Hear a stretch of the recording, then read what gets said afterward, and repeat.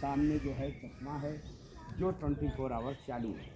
जिन्हें सोचे कि आप जाइए जो करीब तो आवाज़ है पानी चल रहा है।